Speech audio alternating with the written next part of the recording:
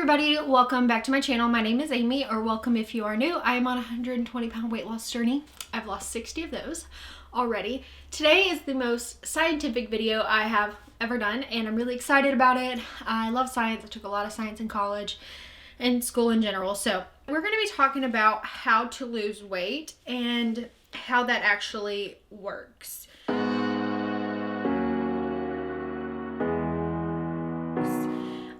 I'm not going to break down the processes in your body that happen to lose fat and all that stuff. We're going to be talking about the unit of a calorie and what is a calorie deficit, are all calories the same, and how do you get into a calorie deficit. How do you lose weight? You get in a calorie deficit. And that is the fundamental scientific fact. In order to lose weight, you need to be in a calorie deficit. Now, different programs, different diets, different all of these things, it does the same thing, just in a different way, and some of them are unhealthy. So we're going to talk about what is scientifically proven the best way to be in a calorie deficit. So what is a calorie deficit actually? So a calorie deficit is a shortage of calories consumed relative to the calories, we'll say, spent or used in a day. So that means that your calories burned must be greater than your calories consumed. So calories consumed include food and beverages. A lot of people think that just because, you have your coffee with some milk or sugar, those have calories. So all of those things that you consume in a day need to be less than the calories that your body burns to put you in a calorie deficit. So calorie deficit is just an excess of calories that you don't consume. So for example, if my body, and we're going to talk about how your calorie expenditure is calculated. If my body at rest needs to burn or burns 2,000 calories, this is a lot. Okay, this is not the average body. I'm just making it a even number. 2,000 calories per day. I need to eat less than 2,000 calories to be in a calorie deficit. Okay. Now, what is a calorie deficit? Well, technically, like 1 calorie is calorie deficit, but to see results, it is recommended that you reduce your calories by 500 calories per day. That will equal 1 pound of fat per week. So 500 calories a day, 3,500 calories per week is 1 pound. So if you want to lose weight faster, you'll restrict even further. Now, here's where the problem comes in. Some people think that means only eating 1,200 calories a day. That's not necessary. If you are already pretty much at your goal weight, that may be, I don't know. It depends on the person, but some people restrict way too much. I started at 266 pounds, and so my metabolic, resting, maintenance calories was around 2,400 calories a day. If I restricted down to 1,200 calories, that's a 1,200 calorie deficit a day, equals to a lot of weight loss, but it's not a healthy way to do it. It's not sustainable. So you've got to think about it in those kind of terms. So that's what a calorie deficit is. Now, how do we know how many calories we burn a day? What is our expenditure? So your total calories burned in a day is called TDEE, total daily energy expenditure. This is broken up into several smaller subgroups that combine to make 100% of the calories that you burn in a day. The main source of your calories burned is just going to be by your body's resting metabolic rate. So resting metabolic rate, you can actually find, by the way, TDEE calculators online. But your resting metabolic rate is like if you were to lay down and you were to just exist, how many calories would you burn? Your body burns calories by existing and just functioning. So 70% of your calories burned is going to be your daily processes that your body just naturally goes through. Okay. Then about 10%, and I say about because these are going to vary person to person, obviously, but in general, about 70% is your resting metabolic rate. Then you've got about 10% is the thermic effect of feeding, and that is how many calories are burned as you're processing food and eating food. I will be breaking this down further, so we're going to set that to the side now. That's about 10%. And then the rest, so about 15 to 20%, again, it depends on the person, is the thermic effective activity. I say 15 to 20 because 5 of that percentage is typically reserved for exercise in and of itself. Some people aren't active at all as far as exercise is concerned, like actual physical activity. So some people, the thermic effective activity would be 20%, some would be 15. What does this mean? This means your daily activities that you do. So what includes this? So when I walk to the kitchen, that's an activity. When I go up my stairs, that's an activity. It's not physical activity, but in the breakdown of your calorie expenditure, and that is often broken down to something called NEAT, which is non-exercise activity thermogenesis. I will be doing a separate video on NEAT and how to increase it.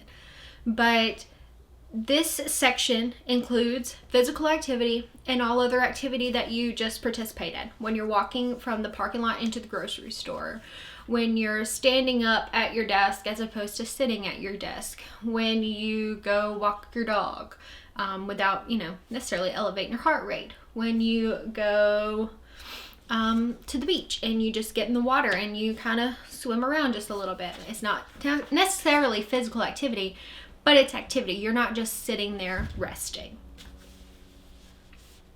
So that's about, in total, 20% of your daily expenditure. Now, what I want to emphasize is that, and again, I'm going to do a whole video on the effects of exercise in weight loss and then a video on NEAT, but I want to go ahead and say here that exercise does only count of about 5% of your total calories used in a day.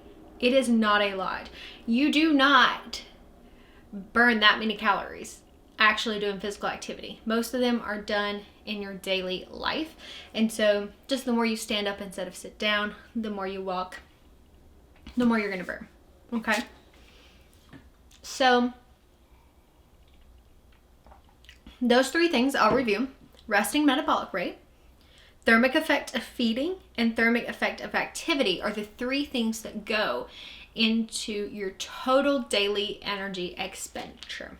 Now, you can go online and you can calculate how many calories you would burn in a day, and you can select like your activity level and all of that. So a sedentary person, you can go calculate that. Like I said, mine used to be somewhere around 2,400. I think I'm closer to 2,000 now, because I'm still about 200 pounds, but I'm 206, 208, somewhere in there, as opposed to 266. So the leaner you are too, the less you need, because obviously you have less cells to fuel and less cells to keep alive. So as you lose the weight, your TDEE will go down naturally. That's just how it's going to work. And that's why the more you lose weight, the more you kind of have to tweak your diet to keep losing, because the calories that I ate back when I weighed 266 are not going to be the same that I need to eat now to keep losing weight after already losing 60 pounds. And like I said, in order to lose 1 pound a week, you would need to be in a calorie deficit of about 500 calories per day. I'm also going to be doing a video on some healthy food swaps, and that may already be up, I'm not sure. And you'll be able to see how much 500 calories really looks like. So we've got all of this information. So are all calories that we consume the same? If I need to be in a 500 calorie deficit, is 500 calories just 500 calories? I mean, technically, if you look at it, 500 equals 500, yes. But if you really want to be specific with your eating and you really want to get the most out of your calorie intake in a day, there are some things that are good to know. So no, not all calories are made the same and used the same. So what I mean by that is we're going to go back to that thermic effect of feeding that I said is about 10% of your day. So carbohydrates, fat, and protein break down differently in the body, and they require different amounts of energy. So Fat only uses 2 to 3% of those calories are burned during the digestion process of the fat. The rest is stored or expelled. Carbs, only 6 to 8% of those calories used to digest. And then protein is 25 to 30%. So what does this mean? That means if you have 100 calories worth of, we're just going to, for this example, say pure fat, 100 calories of pure carbohydrate, and 100 calories of pure protein, 25 to 30% of that, so 70, or yeah. So for protein, from anywhere from 25 to 30 of those calories out of the 100 is going to be burned during the digestion. So you're really actually only having between 70 and 75 of those calories, internalized or expelled, whatever. So you've burned up a lot of those calories. For carbohydrates, if you have the same 100 calories worth, 6 to 8%. Okay, so that's going to be 6 to 8 calories of that 100 is used up in the digestion. Fat, only 2 to 3 of those. So very small. So that means that even though you're eating 100 calories worth of foods, for example, nobody eats 100 calories at a time probably, but if you had 100 calories worth of food in these different categories, they're not all going to be digested and processed the exact same way. Some are going to use more energy than others, okay? And the studies that I've read, and I mean all the books and things that I've read in the past too, prove that these energy expenditures, the thermic effect of food, is increased by a high carb, low fat, plant-based diet. It makes sense, right? Because if fat only burns 2 to 3% of its calories, well, carbohydrates already burn at least double that, 6 to 8%. Then it makes sense to not eat as much fat because mostly we know that fat is stored as fat in the body, and also you're not burning as much, and it's not going to keep you full. The protein and the carbs keep you full, and they take longer to digest, and they take more energy to digest. So let's look at it this way as well.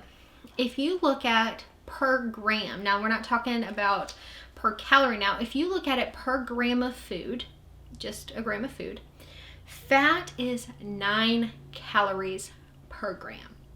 Protein and carbohydrates are each 4 calories per gram. So fat also is over double the amount of calories per gram than carbohydrates and protein. So what does that mean? That means you can eat less than half of the same amount of food for the same calories if you're looking at fat versus a carbohydrate. So how does this affect us in what we eat? I do want to go ahead and say too that even if we're looking at it as fat, carbs, and protein, for example, those macronutrients, no one specific food except for oil is not even a food really. Oil is, extracted. Besides oil, all natural foods have a combination of these. An avocado is mostly fat, but there's still a little bit of protein and carbs in it. It's just a whole food. That's how it is. Nuts, mostly fat, also high in protein. Also a few carbs in those. So you got to think of it this way. Just because I say fat, protein, and a carb, when you think of protein, okay, for vegans, let's say tofu. Tofu is extremely high in protein, but it's also relatively high in fat. So even though I'm talking about it this way, what I mean when I say a high fat food, I mean foods that are of the proportions more so high in fat than the other two. So a potato, for example, it's going to have some fat in it and it's got protein in it, but it is mostly a carbohydrate. Okay, that is what it's mostly made of. So that's what we're talking about when we say, what foods, high carb, low fat foods, they're all going to have some of all of them in it. Unless you're having oil, which oil is 4,000 calories per pound and not a food and has no nutrients. Don't get me on that soapbox. Unless you're talking about oil. everything else has a combination of all of these things to make up those things. So what can we do, and how can we use this knowledge about total daily energy expenditure, the thermic effect of food? How can we use that to put ourselves into a calorie deficit? One way is to limit those fats. We already know that fat has 9 calories per gram, and you only burn 2 to 3% of those calories when it's being digested. So we know that. So we could reduce those overt fats that we're consuming. I'm not saying completely cut out avocado, because like we just said, even though avocado is mostly fat, it's got other stuff in there. It's got nutrients and minerals in it. Of course it does. It's high in vitamins. But what we're looking at here is when you're thinking about, okay, for my snack, should I choose some, we'll say cashews. Okay, I've got some cashews here. Or would I choose just a potato? I know that sounds weird for a snack. That's what I do sometimes. Look at it this way. Those cashews are mostly fat. They've got some protein in them. But those are going to not expend as much energy to break down, and they're not going to keep you full as long, and you can have very little for the same calories as you could that potato. You could have a lot more potato for, say, 100 calories. 100 calories potato is a pretty good amount. It's going to burn more of those calories while it's being digested, and it's going to keep you full longer. So that's how we can use this knowledge to our advantage to be in a calorie deficit. So a calorie deficit, again, is just eating less and drinking less calories than you burn in a day. And to lose weight, or 1 pound a week, you would need to eat 500 less calories a day than you burn. And I'm going to be doing videos, like I said, on NEAT and exercise and what factors those play. But for now, you can take this knowledge and just apply it in your food. You know, when you're thinking of making a salad with a dressing on it, think, this oil-based dressing is basically just straight fat calories. It's straight fat. It's not going to be digested easily. It's not gonna digest. Then you can have a lower calorie dressing, some that's just maybe some balsamic vinegar and mustard or something like that. Even if you need a creamy dressing, use a little bit of avocado and blend it up. Something like that that's got more nutrients in it. So I hope this video was helpful for you. I hope you learned some things. Let me know in the comments down below if you have any questions. I'd be happy to answer those. And I really enjoy talking about this kind of stuff. I know it's a lot more, it takes a lot more attention than some of my videos do, but I really think it's important to know the science behind a lot of these things as well. So don't forget to like, subscribe, turn on those post notifications before you go. And I thank you so much for watching, and I'll see you in the next video. Bye.